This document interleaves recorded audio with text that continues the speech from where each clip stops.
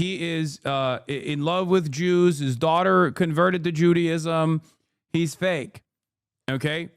This will deepen the fissure in the right and will grow Nick Fuentes' profile until ultimately the Republicans will have to make a decision on whether or not they will continue being attached to Israel by the hip or trying to find a different way to consolidate the base.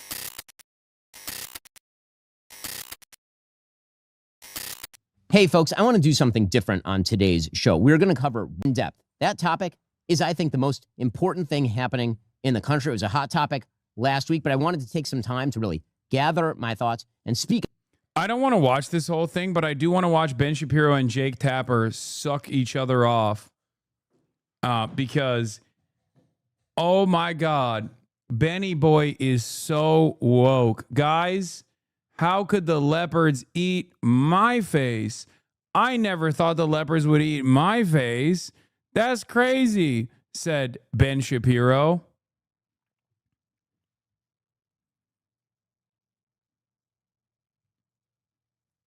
Woke is back, baby. Woke is back, baby. The comments are on his ass. I know. We looked at it before.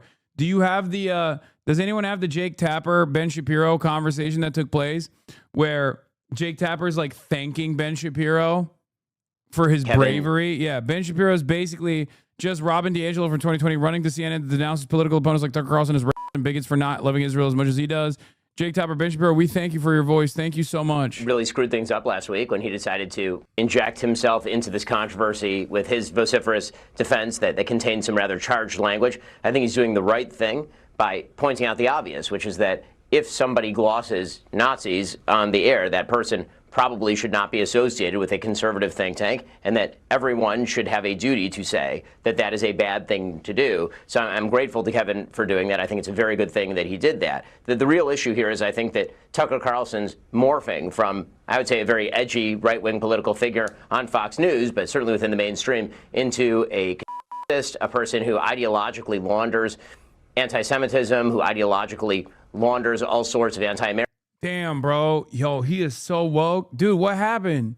There's no such thing as systemic racism. Black people are actually simply just violent, and therefore we need the police to beat them up. Excuse me. There's no such thing as systemic racism. Immigrants are lower than dirt. They need to be purged out of the country. Stop with this woke nonsense. Feminism is a cancerous ideology. Jews are under attack. Jews are under attack. You need to be woke. You need to be woke now against Jewish people. Please. Why aren't you being woke against the Jews? What's going on? I'm woke now. Hello, I'm Ben Shapiro. I'm Mr. Woke. What the did you think was going to happen, you bitch? You dumb bitch. You are so stupid. Woke is back, I guess. Meanwhile, he's not even woke because, like, he also still is defending Israel, of course. That is the secondary hypocrisy in this conversation. That is an insta-lock for any human being with a conscience. When you hear someone who is talk about, well, you know, all Jews love Israel and Israel's not doing it, even though everyone knows it is, right? And you try to cynically still try to do this like anti-Semitism is unacceptable shit. All you're doing is make people go, okay, I guess we're anti-Semites now. Americanism on his show, and then airs it for the public to hear with interviews like the ones he did with Nick Fuentes, which was essentially a massage of Nick Fuentes. You know, I think that took a lot of people by surprise, probably including Kevin. The Washington Free Beacon obtained and posted video of yesterday's Heritage Foundation staff meeting where Roberts apologized for how he's handled Tucker's conversation with Nick Fuentes. Here's part of what Roberts had to say. I didn't know much about this Fuentes guy. I still don't, which underscores the mistake. I can tell you with a clear conscience and not making any excuses that those were my intentions, to fix all of that. And obviously I didn't. I made them worse. We reached out to the Heritage Foundation for comment about the video. We were referred to Kevin Roberts' social media post from yesterday. What's your reaction? And let me just note that Nick Fuentes has been fairly notorious for years now, including when he dined with President Trump at Mar-a-Lago. I mean, I think that's true, but I think that really in order to experience the full wonders of the Nick Fuentes catalog, you really do have to spend some time going through the receipts. I did that earlier this week on my show. And the truth is that most people don't watch politics all that granularly. Even people who are in politics don't spend a lot of time on sort of the fringe edgelord right, the way that Fuentes is. And so the sort of mainstreaming, the popularization and normalization of Fuentes by Carlson is significantly more important than just Fuentes' existence, obviously. It was a seminal moment, I think, when it comes to the right's decision as to whether Tucker himself is a source of truth or whether he is a destructive force inside conservatism. So one of the things you've noted is that it isn't so much, your problem isn't so much that Tucker Carlson had Fuentes on his show, but that he didn't push back at all on the neo-Nazi, anti-Semitic, pro-Joseph Stalin.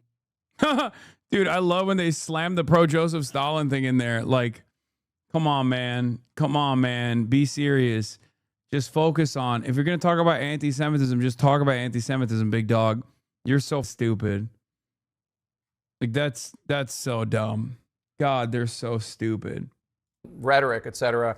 I just wonder, last week at a Turning Point event, Vice President J.D. Vance was asked by a student about an anti-Semitic falsehood, this crazy notion that Judaism openly supports the persecution of Christians. It's not true. But J.D. Vance was asked about it. Instead of pushing back or correcting the questioner, he said this. There are some significant theological disagreements between Christians and Jews. My attitude is, let's have those conversations. Let's have those disagreements when we have them. But if there are shared areas of interest, we ought to be willing to do that too. What did you think of that?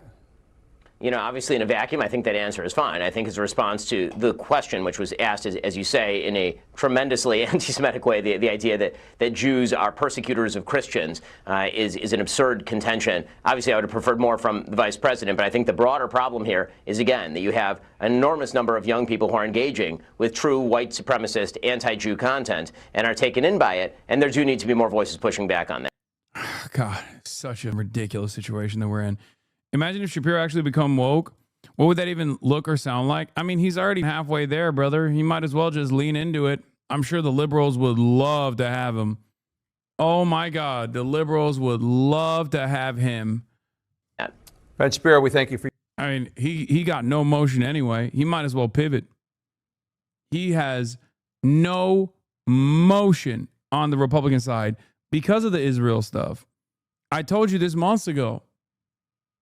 He has lost his sauce, mismanagement, but also because of their unconditionally pro-Israel position. I don't think Ben will do a liberal grift because he is so firmly invested in being a right-winger. Like, I think he is.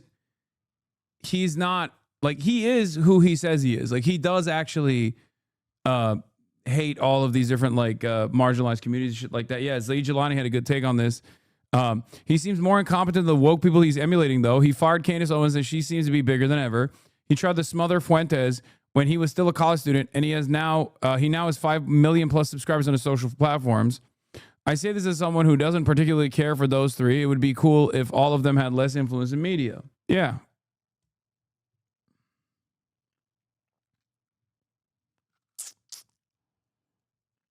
Did they ever have sauce? A limp rat could have sauce if it's getting $40 grillion in the Koch brothers? I mean, they did. There was a point where they had sauce.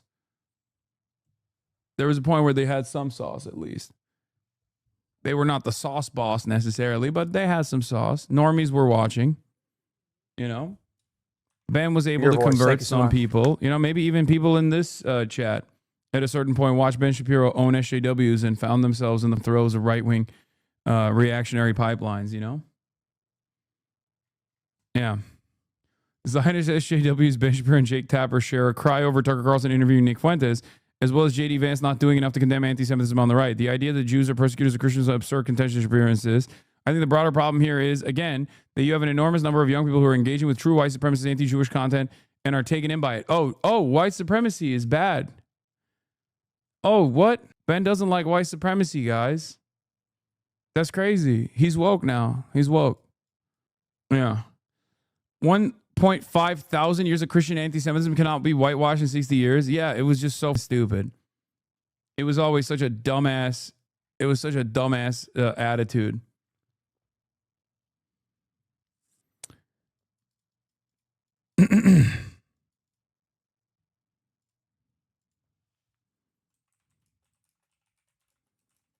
Guy who spent his entire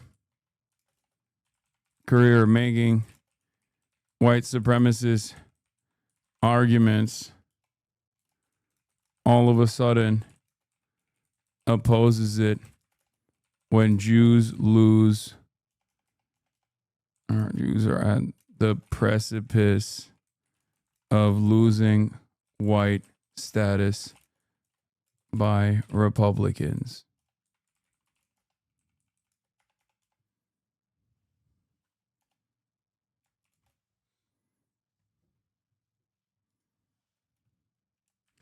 We'll do Z-Way now. Man, don't post that. Why?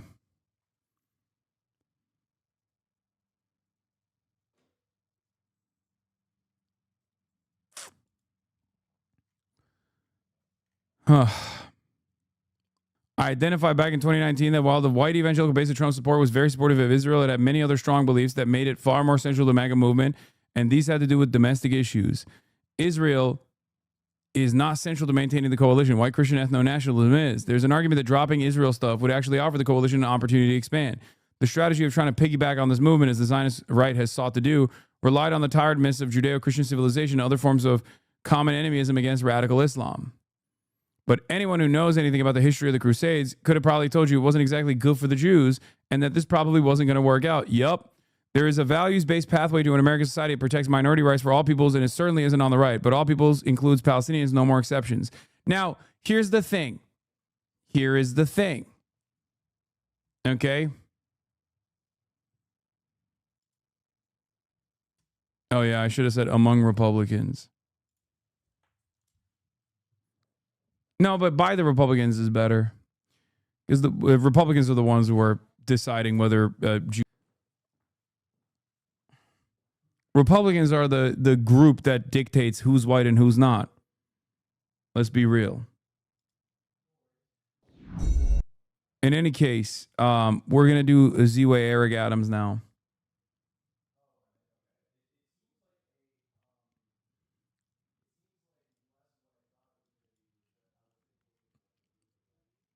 Jews are nowhere near losing white status. Yeah, I mean, it's not going to be the same.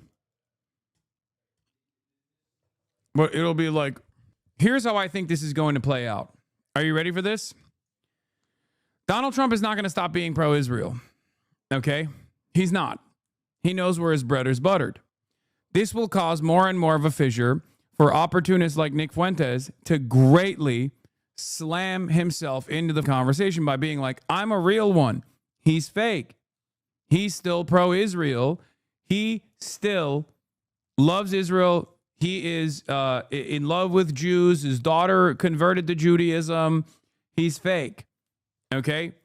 This will deepen the fissure in the right and will grow Nick Fuentes' profile until ultimately the Republicans will have to make a decision on whether or not they will continue being attached to Israel by the hip or trying to find a different way to consolidate the base.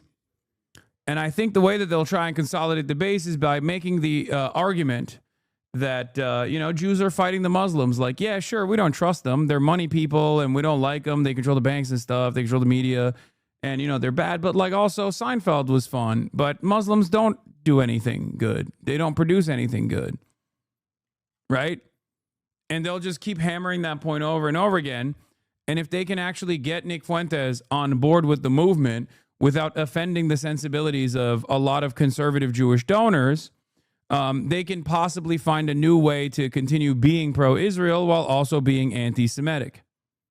Okay? Because Nick Fuentes is, to a certain degree, a grifter, right? Like he has gone back and forth on whether he likes Trump or doesn't like Trump at times to boost his profile.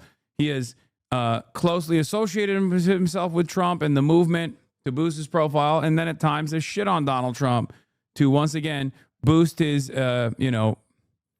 profile as like a real one, a real Republican, a real America First Christian nationalist, white supremacist conservative. So if the Republicans are smart, they'll just buy him out and be like, all right, cut it with this like Jew shit, okay? Or just like dial it back a little bit for the time being and just keep pumping this.